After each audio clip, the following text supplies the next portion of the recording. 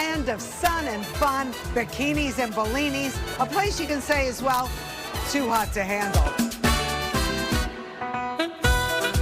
The hottest place for foodies, the South Beach Wine and Food Festival, a 4-day extravaganza attracting some very famous faces. Come on now, you got it, strut it. I'm getting so much hate because I'm so gorgeous. Along with your favorite TV chefs. It's a little wild tonight, folks. You got to get in there and grind. It's just nuts down here. The caliber of chefs and restaurants that we see here. Plus, the top food influencers driving the food scene right now. Ingredients. How come I can't do it like you do? That's why I'm not the pasta queen. I'm here with my sister Elena and daughter Jenna, and we are breaking bread with the hottest people out there, affecting the way we eat. Ooh, we got it. First try. Nice. Look at that. Would you like a quick lesson? Yes. I'm Rosanna Scotto, and this is another taste of Miami.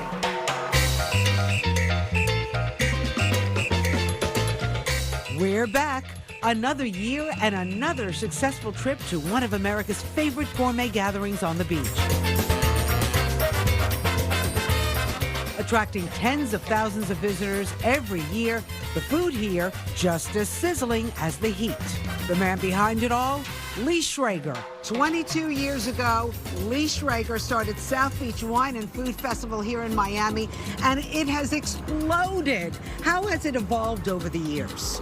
Wow, just like Miami itself, 22 years ago, Miami was not the great dining destination. If you look at where Miami is today, it's probably one of the top dining destinations in the country, and the festival has been there that whole time. And although we can't take credit for making it into the destination that it is, we can take credit for bringing a lot of these chefs down here originally and introduce them to Miami. Thomas Keller, Jean-Georges, Danielle Ballou, Fabio Trabiocchi, Massimo Bottura is opening up for a restaurant down here. Steven Starr is opening up Pastis. Queen just opened up. You name it. I mean, it's really, it used to be hard to figure out where to eat dinner because there weren't a lot of good places. Now it's harder because there are so many good places. Can we talk about the food influencers and how they drive the restaurant scene? All together with the following of all the Instagram or influencers coming down, they represent almost 1.5 billion followers. 1.5 billion between the 15 people. Wow. And then, of course, you have the big names like Maluma. And DJ Khaled. You never know who's going to show up. The action on the beach and at the W South Beach. Look who's stopping by the W for a little rendezvous. Someone got in. I know. Okay. Okay, maybe it might be me. I'm not sure. Someone got it. Someone was enjoying. I see what you're doing. Is it too early? For what? Wow, we're in Miami. Oh, that it's never smells too so early. good. Do you like? We were talking about scents earlier. You're wearing a vanilla, which is a very. I know. What do you have? It's a. What do you have on? I'm more of a eucalyptus. There's a kind of a thing. May I? Koala bears have been following me everywhere. Oh, yes, And yes. Have you smelled this? Isn't that nice? What notes should I be looking for this? I need a little guidance. I mean, there's definitely some mango in there, some guava, some banana. Zapote is a Mexican fruit that there's a lot of trees down there in Oaxaca where we make this. And the bats and the bees cross-pollinate, and that's why you smell so much fruit in our product, because they do their job. I like it. Yeah. So let's talk about how you two got together to partner on this, because the last time we saw you, you were cooking up meth. Yeah. So now you're I'm not going cooking to comment on that. This is being recorded. So now you're cooking up a delicious mezcal. Yeah. How did you two decide to partner up on this? I planted the seed in his brain, and then he verbalized it. Is that what happened? Yeah, that's Is that what happened? Wait, Aaron, Is that what happened? How do you remember this? And well, was it before a shot of mezcal or not? Yeah, I fell in love with Brian while shooting Breaking Bad. It was 7 years of our life, and he quickly became my mentor, my one of my best friends on the planet. My father or my son's godfather, and I pitched him an idea. I'm like, we should do another gig together. It was a little too soon to share the screen, and I said, what do you think about mezcal? And he thought I was out of my mind, but here we are. So then you two decided to what? Go to Mexico and explore? He took me to a mezcal bar, and we tasted a variety of different spirits there. And I said, okay, let's go down to Oaxaca and let's have a good time. Let's spend a week. If we find one juice that we both really love, then let's do it. But we're not about to just put our names on any bottle and send it on its way. This is a lot of work. Yeah, This is a business, and we're both passionately involved in it because we're passionately in love with Dos Hombres. Like Brian was saying, this is a labor of love. What's interesting is that we have very different palates, too. So we had to find the one juice that appealed to both of ours. Right. I have a very, some people would say, sophisticated palate. Oh, and Aaron doesn't? Oh, what's my palate? Like a Sorry, Aaron. like a brown paper bag in the parking lot palate. It's like, Guy. Is that true? It's definitely not true. We like to tease Brian. He doesn't like to taste his spirits. It needs to vanish, disappear. Needs to be incredibly Somebody fruity. hit the bottle. I don't mind Somebody getting hit the bottle. slapped around a little bit. I need a bit of a bite, a warmth, and so we needed to find something that met in the middle, and we did, and it's beautiful. Now, I know that you really give back to the community where your mezcal is produced. This little town called San Luis del Rio, 3 hours outside of Oaxaca City, there were only about maybe 400 people in this town when we first went down there 7 years ago. And it's like stepping back into time. There's no cell service. There's one landline telephone in the middle of town. So when it rings, whoever is passing by answers the phone. Yeah. Hola. ¿Cómo estás? Momento. And they put it up on a hook and they go get the person it's for. So it's very, very remote. And they had an antiquated water filtration system in this beautiful little town that they have to filter their water for drinking water because wild animals could be upstream and things like that. You never know. So it wasn't working great. So we said, whatever you need, let's help you. And they said, we need a state-of-the-art water filtration system for the entire town. So we said, let's do it. So we built it. And, well, we didn't build it. We paid for it, and they built it to their specifications. Yeah. And now everyone in the town, whether they work for Dos Hombres or not, are entitled to have clean drinking water, something that we just take for granted. And also surrounding villages now know about it. So people from surrounding villages will come into San Luis del Rio, get clean drinking water for themselves and their families. We just wanted the entire village to know that we're a company, that our hands are constantly raised. Whatever they may need, please do not hesitate to reach out to Dos Hombres. We will help you. By the way, I'm wearing some merchandise for Dos Hombres. I noticed I'm going to do a little catwalk. Okay, catwalk it. Wow. Yeah. This is how the top models do it. But Obviously. I'm wearing this because... we can buy it? Yes, we can buy it. This actually launches In the summer. in the summer. But yes, we have a merch site that just launched just before the holidays, and 100% of the proceeds from the sale of the merch goes directly back to the people of San Luis del Rio and beyond. So we're not making any profit from the merch. And who wouldn't want to look like Brian Cranston? I'm saying, look at this. Come on now. You got it. Strut it. I'm getting so much hate because I'm so gorgeous. Coming up, we're shaking things up with Brian Cranston. Let's go. See what happens when my sister Elena joins Brian, Aaron, and me for some cocktails under the sun at the W South Beach. I needed to goose it a little bit. But first, fly me to the moon. We're changing the whole culinary experience up there. It's going to be another level. Forget the food here on Earth. How we soon could be wining and dining among the stars, literally. And later, from Bad Bunny to the Beckhams, David and Victoria, of course, where these stars like dining while in Miami when this Fox 5 special, A Taste of Miami, returns.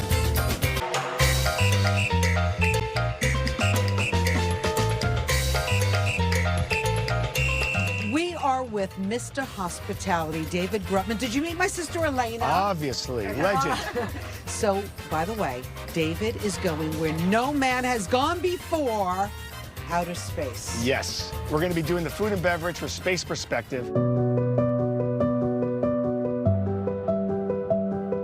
It's a space balloon that takes you up to space in 2 hours. You spend 2 hours in space, and then you descend 2 hours all the way back to land. And we are creating the atmosphere, vibe, and of course, the culinary.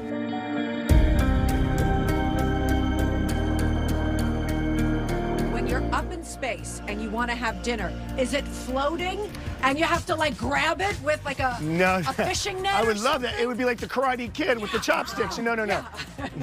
No, what's great about this, it's a pressurized cabin, and it's really luxurious, and you can move around, and you have great windows to see everything.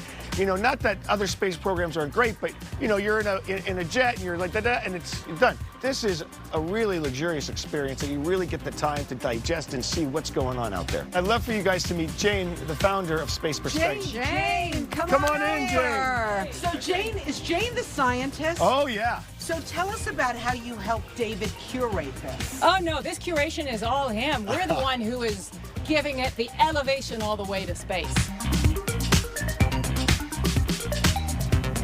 The amazing thing about Spaceship Neptune that we are taking everybody to space in is that it is a space lounge. So this is incredibly accessible, gentle flight to space. So then you bring in all the senses to space. So we're not just only offering the most incredible view of Earth in space, but because of Dave and his team, we're also offering this amazing mixology. We really get to bring in those flavors. You know, think of it as the capsule itself is pressurized.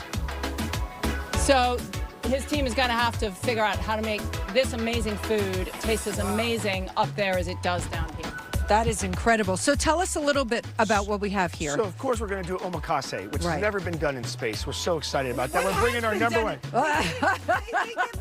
They get the ice cream. I know you used to buy the spaceman ice cream and sneak it to school. I did as well. But guys, we're changing the whole culinary experience up there. We have the Wagyu pastrami. We have the sushi. We're going to bring our chefs up there. It's going to be another level. We are completely redefining what space travel is. So how do you drink these drinks? Because Like that. Funny you say that. Yeah. Space ready. Cocktails. So we're in full G up there. So we could actually be having this conversation up there. Can you imagine? Just like this, we're sitting in our space lounge with an incredible view of the blackest space you've ever seen, the blackest sky you've ever seen, with that incredible, iconic thin blue line of the Earth's atmosphere. That's amazing. Whilst you're I feel like drinking you're these sold. cocktails. I think that you're nervous. I think that you really should have done this in space with us today. Oh, we love that. Soon. Come back and we'll do it. So nice to meet you both. Thanks for having us. Thank you so much for being here. And good luck to infinity and beyond. What do you say to you guys? Godspeed. Space Perspective is scheduled to blast off at the end of 2024.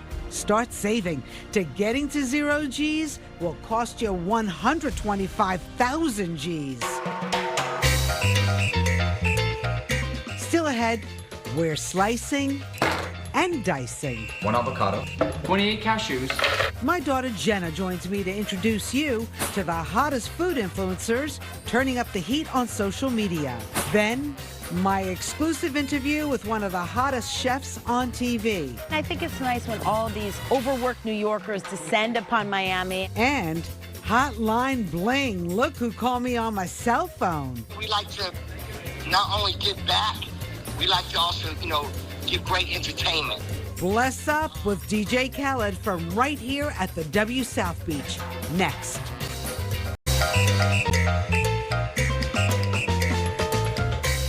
We are here with with one of the hottest food influencers, Nick DiGiovanni. I think he only has like 20 million followers or something like that. Nice to have you here. Thanks for having me.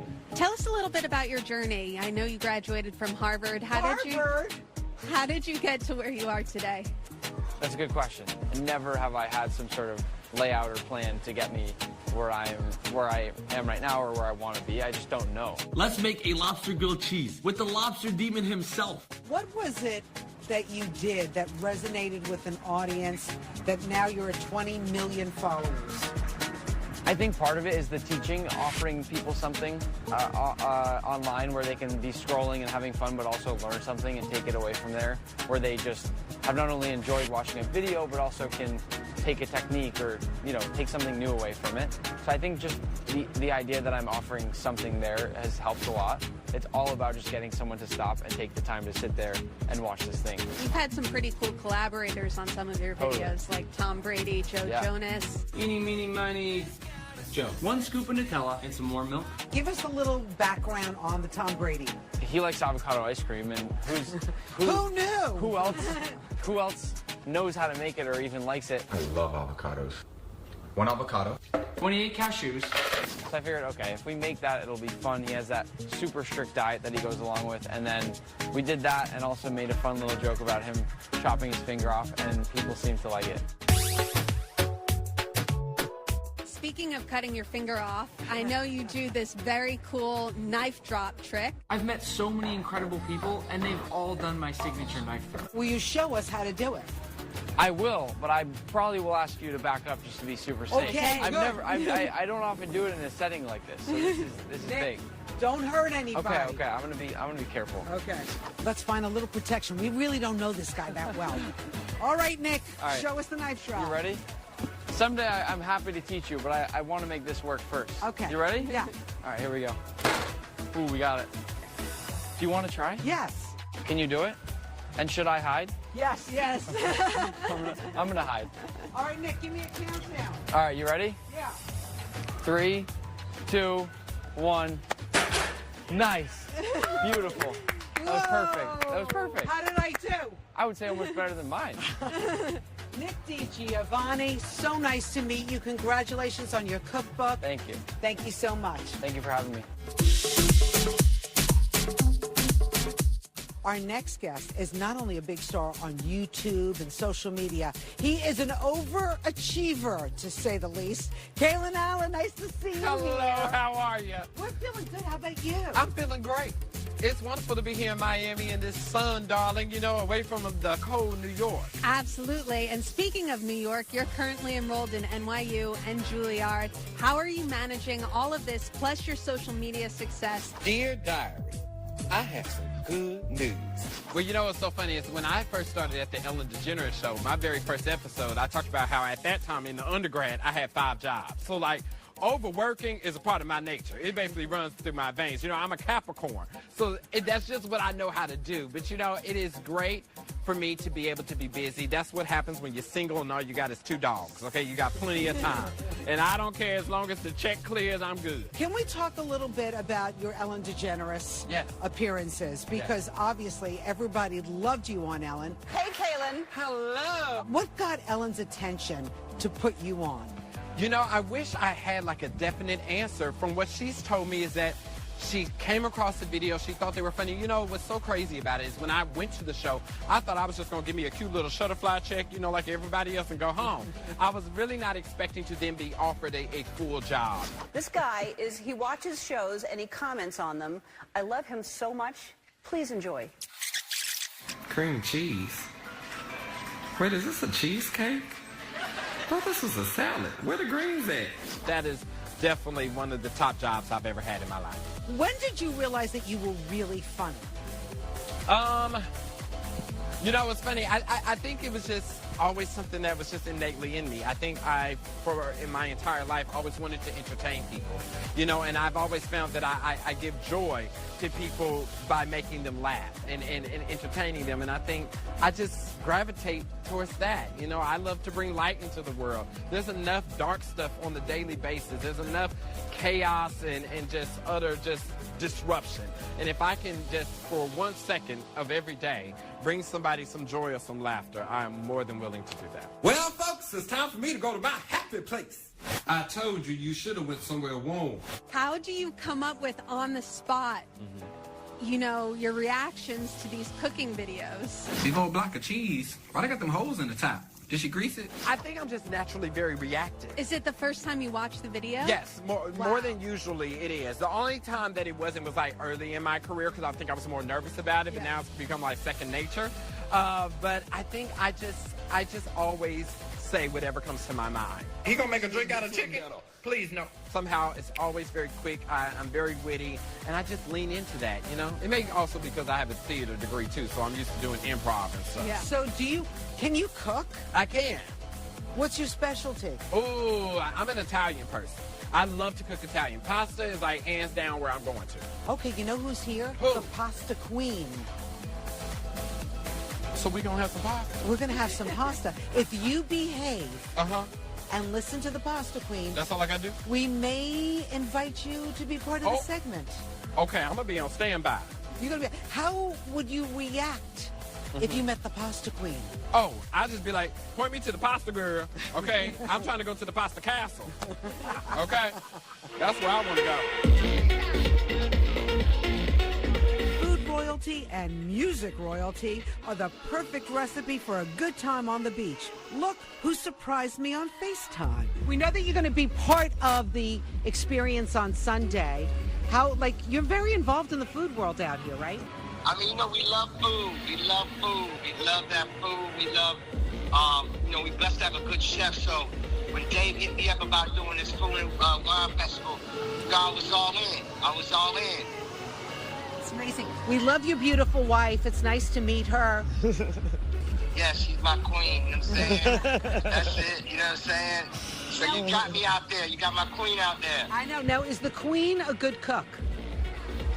Of course she is. Like, how do you think you got that way? You know, ain't that like the queen's cooking? You know that? Like, you can't put, you know, the answer, of course she is. I'm actually doing, I'm gonna do a little something with the fans out there. You know what I'm saying? Like, you know what I'm saying? You know, when Dave calls me, we like to not only give back, we like to also, you know, give great entertainment. I'm a pop star. We're gonna go out there, have fun, and bless the people. We love you, DJ Khaled. Come by and visit. All right, love you too. Bless out.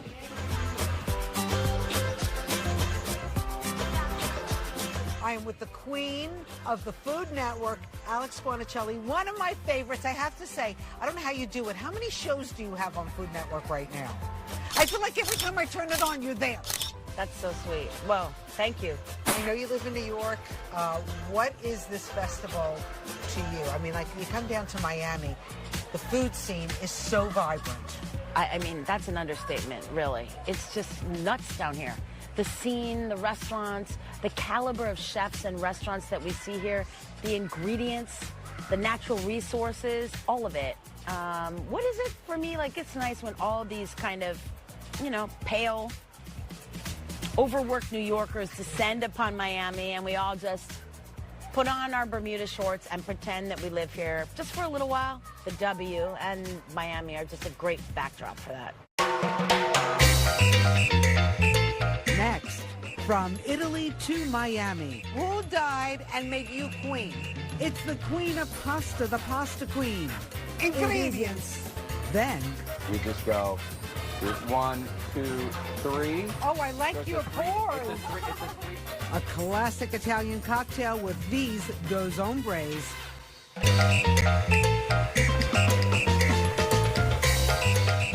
I am with royalty, the pasta queen, Nadia Caterina Muno. Grazie, Rosanna. Thank you for having me. We love having you here. So, if you don't know the pasta queen, you need to, because millions of people follow her on TikTok, on Instagram. She makes the most delicious recipes. If I say so myself. How did you get into the TikTok, Instagram business? Well, my family comes from pasta making since the 1800s. And then during the pandemic in March 2020, I was stuck at home. Our offices were shut down. And I decided to just start filming myself cooking. Doesn't lemon ricotta pasta sound amazing right now? And it was quite instant. I mean, within a few months, I was a 1 million follower. It was very quick. That's crazy. Yes. I mean, your recipes are delicious. They look very simple to make, but you have fun. I mean, you have certain lines that you say that the audience loves. Yeah. Like? Just gorgeous. Just gorgeous. And then just like you are, of course. Why do you think you resonate with so many people, millions of people? Because everybody loves pasta, I think. I haven't met one person today that doesn't actually like pasta. Have a buonasera on me. And we are going to make today a very different kind of pesto. Yes.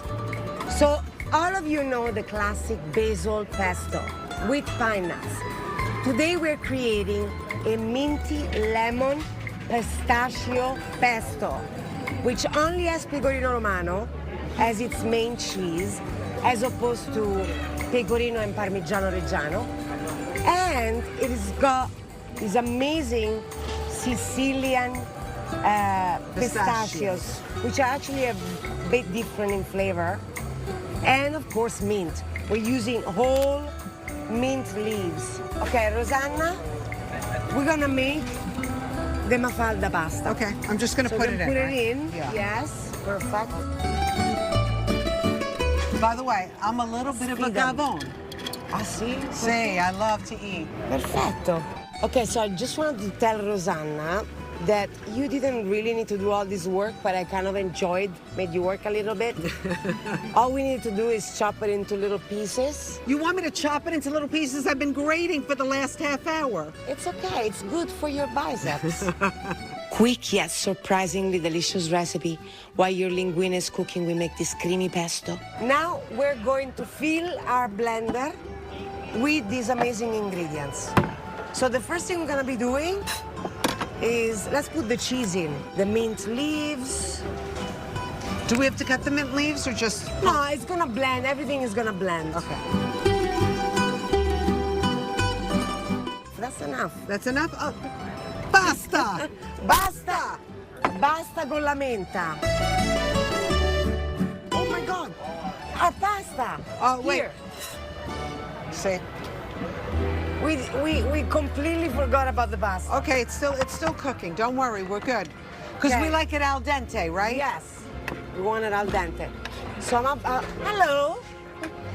Do you know Kaylin Allen? Oh, I know him. I don't know if Kaylin, come say hi. What you making? We're making mint and lemon pasta. Ooh. Are you a chef? I cook. I'm not a chef, but I cook. Nadia has certain things that she says. Okay. And maybe you can teach Kaylin how to say them. Yes. What do you think we should teach him? I think we should ingredients. Yes. Oh, what's that? So you're gonna pretend that you got like really long, flashy hair, and you're gonna go like. Ingredients. You're gonna be ingredients. Ingredients. Yes. Okay. But we got to do it on a count. Are you ready? Okay, so we're gonna count down to three, Put two, your head one. down. You gotta- Okay. As soon as I say one, we turn around and we Okay. say ingredients. Okay. 3, 2, 1. Ingredients.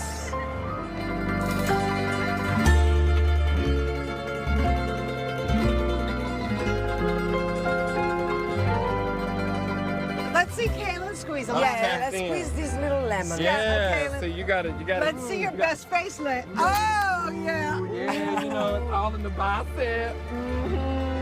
I'm gonna put a little bit of this in. Okay. Just at the bottom. Then we're going to get the mafaldine. Now we're gonna add a little bit more here. Oh, Oh, that's a lot of pasta. I got. no, it's not a lot. It's good for you. Let's all have a little taste. Buon appetito. I just want want to ask you a burning question that I've been thinking about for a long time. What is it? I've been eating pasta since the time I was just a little bambina, Yeah, okay? yeah. So I want to know who died and made you queen? Wow. Are you the queen? Wow. Nobody. I am the queen. The pasta There's queen. only one queen, and that's the pasta queen. Coming up, from Breaking Bad to breaking news, see the two of you together on screen ever again. We're cooking up cocktails with Bryan Cranston and Aaron Paul. And later, inside the food scene in Miami. Now you have there's just so much more variety. And the one meal you have to try before you die. If you see how well cracked that is, it's going to be like peeling a hard-boiled egg. That's the key to it. Forget about Breaking Bad. We got Dos Hombres, like these two, the creators of this delicious mezcal, Bryan Cranston, Aaron Paul. But I need you to meet my Scotto sister, Elena. Okay. She's a party starter. Oh, great. Let's go. Oh, there she is. Yeah, great to see you. So how do you sip your mezcal? I mean, it's very easy. Yeah. Very. I typically like to just drink it on a large cube. You just do this, and then you do one of these. Wow. And that's it. That's it. And then you do a little one of these. With one large cube, it doesn't dilute the spirit, so it chills it, but it holds its flavor and impact. And you know, others can just go a little bit and drink it neat. I love to drink it neat. If I would then get like a little orange slice like that, and maybe put that on there like so. It fell in. That's perfect. But that's what I would do. It really changes. It's lovely to take a little bite of the orange. You want to try it? Sure. Take a little bite of the orange. Right. Yes. And now take a sip. Take a sip. Take a sip. And as the Spanish say, you kiss the spirit. You don't gulp it. It's not bad tasting medicine. Oh, go for it. Yeah, Get in there. Help myself. Yes, I love seeing that. I mean, and you don't mind if I gulp, right? I know it's supposed to be. We do mind if you do. It's hard not to drink it fast. I'm gonna make a Negroni. Very simple to make, easy to batch a cocktail because it's just equal parts. So if you want to do a big punch bowl, you can do 1 bottle of Dos Hombres, 1 bottle of Campari, and 1 bottle of sweet vermouth. So it's very easy to, but a single cocktail, you just go 1, 2, 3. Oh, I like so it's your a 3. pour. It's a 3 pour. So then you go 1, 2, 3. And then sweet vermouth. 1, 2, 3. That's it. That's your Negroni. That's your Negroni. Very simple. And then you just swirl it around, get it a little cold.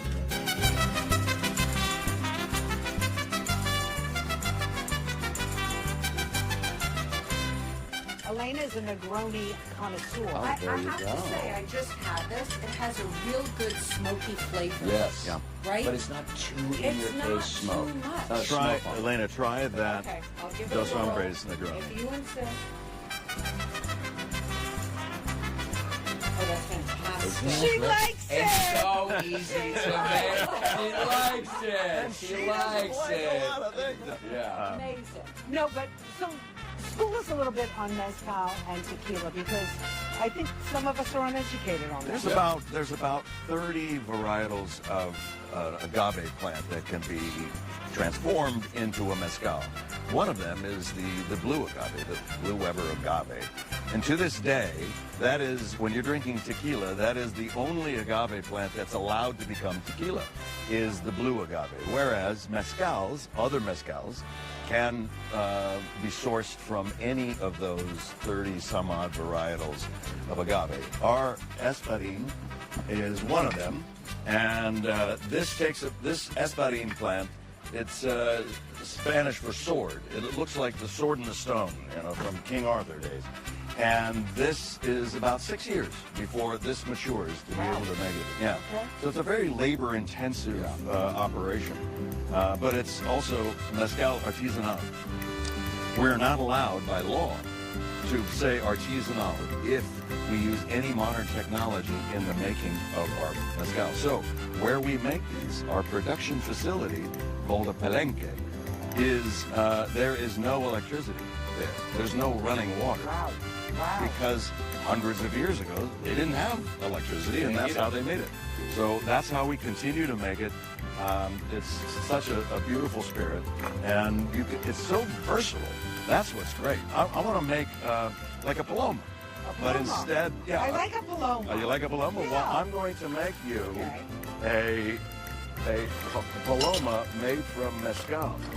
So let me ask you, will I, or any of us watching this show right now, see the two of you together on screen ever again? Oh, yeah. I think we will. Yeah. I really do. I think we love working together. We trust one another. This is where this all stemmed from. We just wanted to hang out, have an excuse to get together.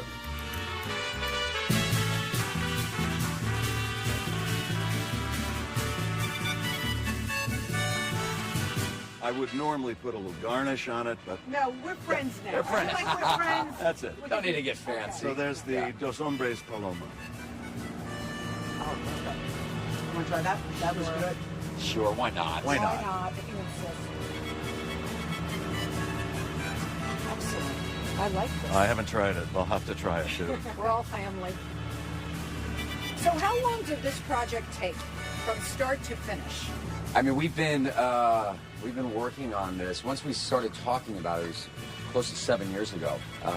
Yeah, we went out to Oaxaca like close to 7 years ago. It's been a long time. By the way, I gave it a little... I think now, you know, that's what's great about being a bartender, is that whatever your customer wants is right. So for me, I needed to goose it a little bit. I need to stub my toe a little bit when I'm putting in the mezcal. So that's a little strong. That's what I think is a little stronger. It's a little better. Taste it. Get in there. Let me tell me if I'm right. Whoa! There you go. There you go. See, it kind of pep in the step, you know.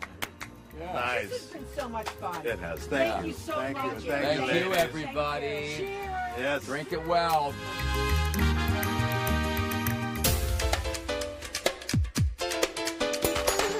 Still ahead, from Breaking Bad to Breaking Bread. You feel like you're in like the scene of Batman going to dinner.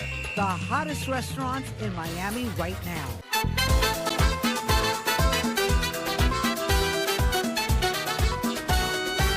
Miami, once home to the Early Bird Special, is no longer. Now the restaurant scene is attracting top chefs from all over the world. Topping that list is Michelin-starred and top chef Jeremy Ford, who's planting the seed all over Florida. So welcome. This is our little humble kitchen where so much magic is born every night. Let's talk a little bit about the restaurant scene in Miami and how it's changed over the years. Yes, so when I first arrived here, there was very few that were doing tasting menus. I think there was maybe 2 or 3 restaurants, and now you're seeing tasting menus kind of really getting the spotlight they deserve. I grew up coming here with my parents and my grandparents, and it was like Denny's. It was like the home of the Early Bird Special. Yeah, it's not. Florida's not like that anymore. Right. Now you have there's just so much more variety.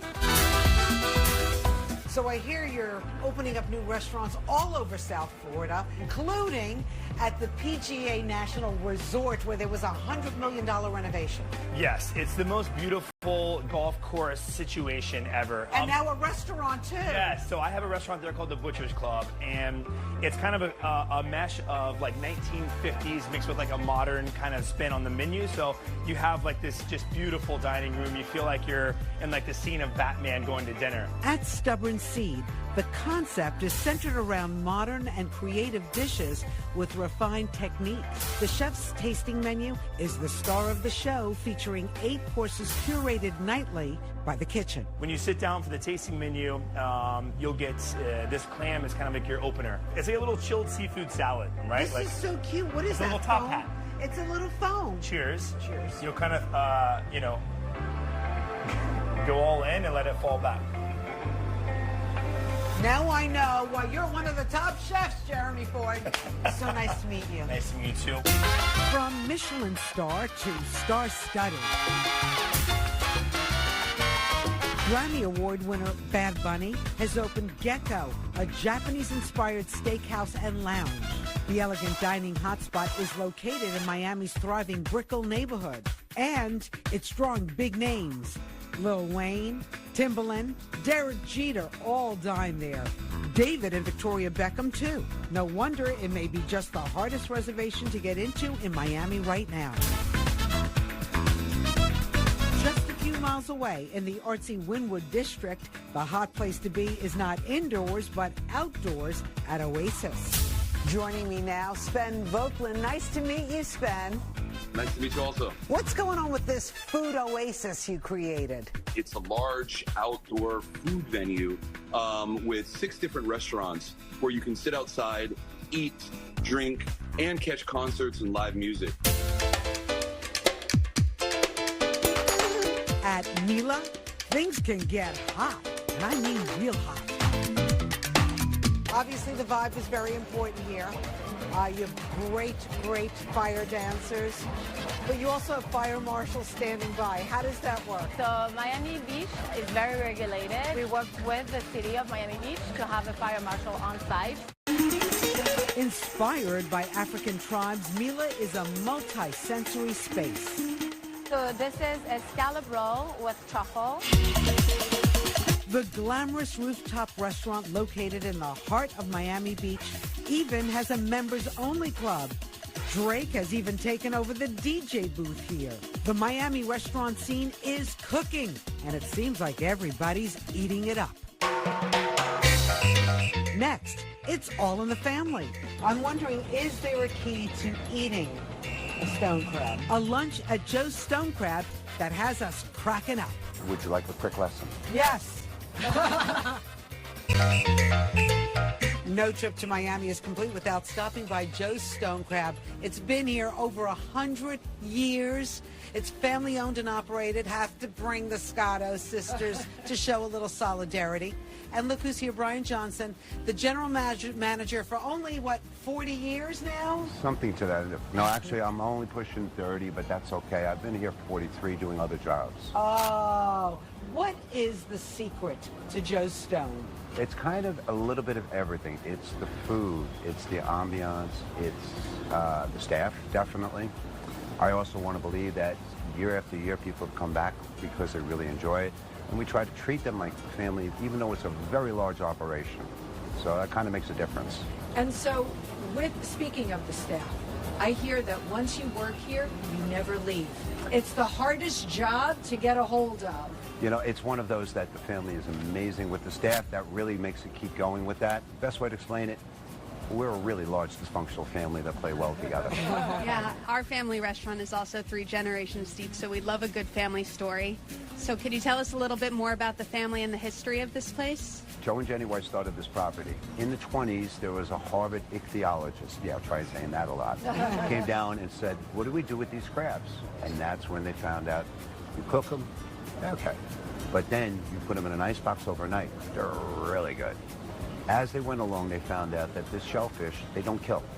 So it's really a unique product. It's one of those, they catch the crab, pull that claw off, they throw the crab back in the water, it grows the claw back. And so this way it keeps going, whereas, okay, get a lobster, lobster's done. The crabs keep coming back. We serve them very well chilled. We have guys in the back that are in rain gear with wooden mallets, cracking them as they did back in the 20s, 30s, 40s, and 50s. And basically we serve it, as I say, chilled with mustard sauce, and that's all you got to do. You see how well cracked that is? Yeah. It's going to be like peeling a hard-boiled egg. Would you like a quick lesson? Yes. Allow me to go to work. The idea is as you pick up a stone crab, it has the 2 knuckles. Yep. It has a top pincher and a lower pincher. So you're going to pull the knuckles off, and you'll notice it just kind of pops right off. From there, You're going to take the bottom pincher, twist it in, okay? You know, see how that works? Yeah. Okay, idea, I told you, hard-boiled egg. Yep. If you bite down on a stone crab shell, you find out why they call it stone crabs. Yeah. Dentists do like that. Ultimate finger food. You dip it in your mustard sauce right here, Yeah. and you're going to bite down. There is a small membrane. You just pull the meat right off. So you go all the way to the end. Then you break that little membrane off. That's where you use this little cocktail fork. But in using the cocktail fork, you don't use this. You use this side. Oh. This side nobody ever uses. So you're going to go pop inside there, out the meat comes, and that's even more. When it comes time to do the knuckles, the same thing. And try not to do this, because that shreds it. And when you're done, I've got a shower in the back if you need. I can give that to you, and then you're good to go. So I'm going to leave this one for you.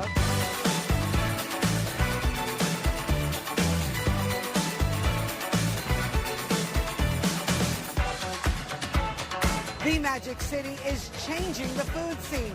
Live entertainment